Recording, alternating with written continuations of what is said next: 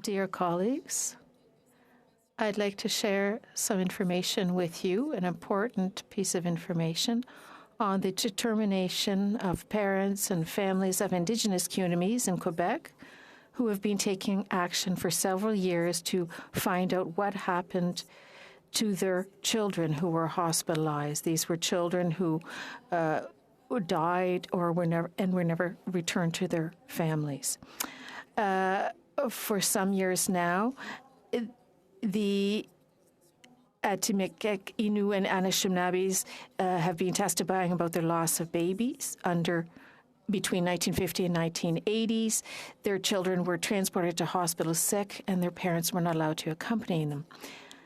And these children, their parents never learned where they were buried. They only learned that their children had died. If it were my child, of course, I'd like to know what that child died of.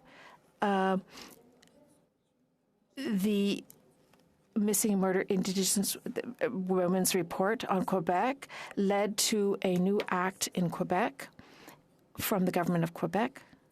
We're talking about 28